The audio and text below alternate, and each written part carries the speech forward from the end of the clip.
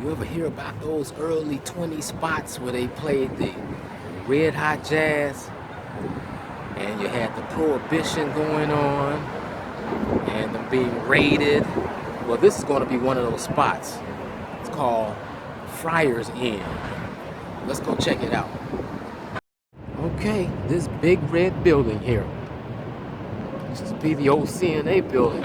It's like the only red building, new construction, high-rise, iron building, you know. Not red brick, that's downtown Chicago. Friar's Inn was located 60 West Van Buren. Sorry, it's a parking garage underneath. 60 West Van Buren. So before this building, this is where it was. It was located in the basement. Also had a Wabash address as well. Let's take a look at that. The other side. It's a huge building. We're dealing with Canadian wildfires today, so it's a little bit cloudy out here.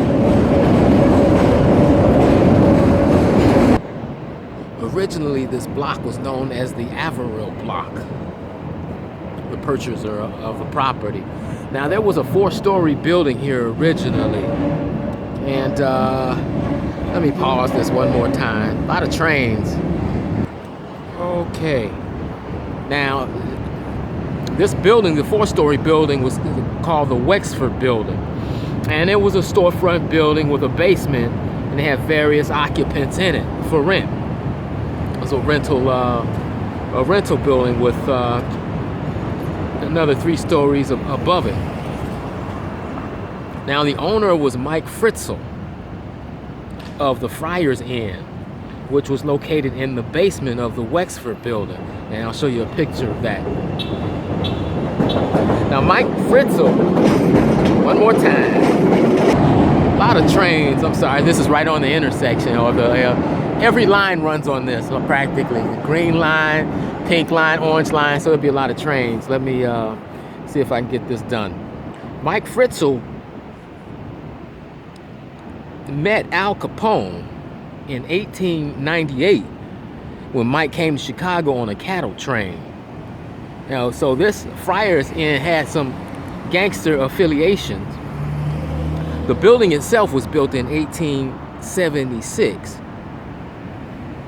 And one account says 1872, and it got torn down in 1935. So it was an early piece of real estate, and it's been something else before it was this rail building you see. After that, it became a parking lot. But in this joint, this was one of those spots that would have been raided by the feds during the Prohibition era. 60 East Van Buren, or 343 South Wabash. Now, I think that address on Wabash had changed, as I think it may have been the 200 block of Wabash originally.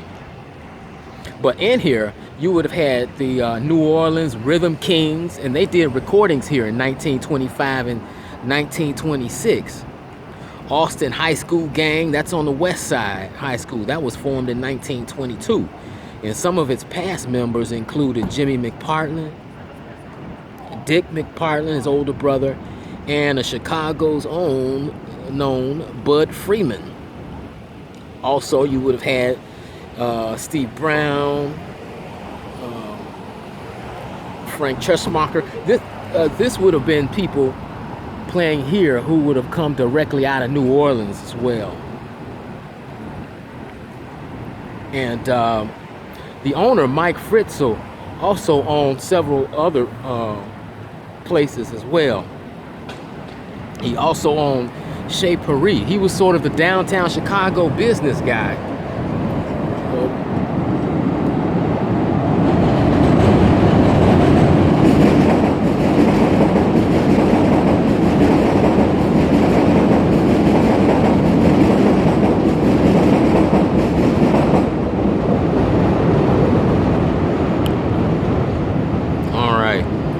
Now, This was a spot, like I was saying, prohibition agents hanging around this spot. And prohibition agents began closing some of Mike Fritzel's establishments. Like I said, he owned a few of them. A spot called the Tent, the Cafe Royale, or Cafe Royal, however you want to pronounce it.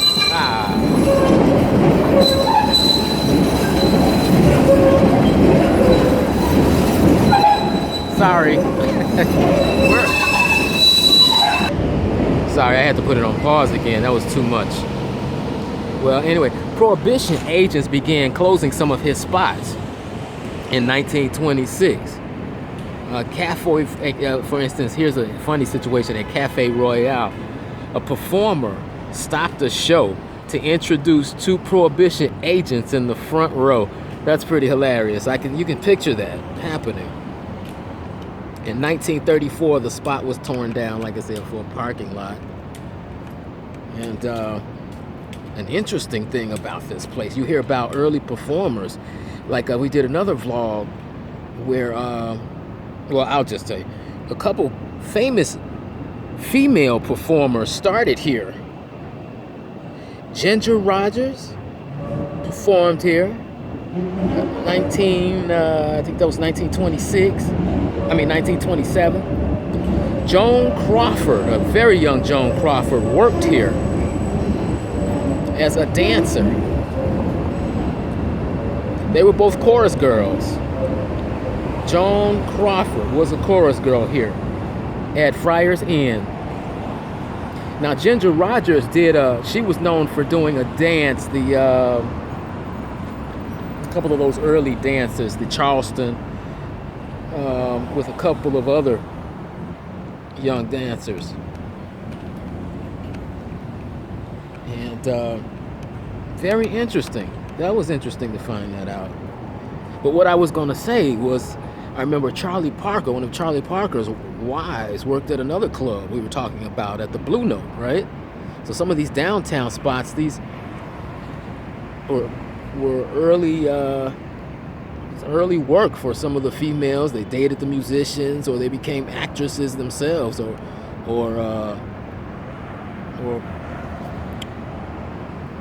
moved on to become bigger in name.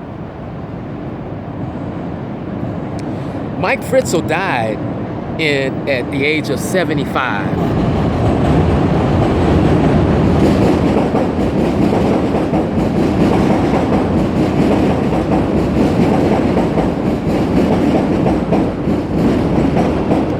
So Mike was 75 when he passed.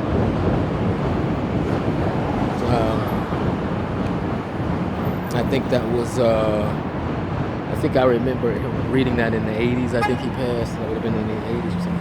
Let me see. No. Mike Fritzel died in 1956, pardon me. So he died early in the 50s, 1956. But can you imagine this place, which I neglected to say, this property was owned by the Field Estate from the 1913. They bought it from originally the Averill Estate for $800,000. So when the prohibition agents and all of those things hit the headlines about these places being raided by the feds during prohibition, and this place in particular, it became an embarrassment for the Marshall Field Estate because they owned the property. So you can imagine the embarrassment that it must have been for the Field family. Friar's Inn, 1920s. It was a really happening hot spot. Thanks for watching.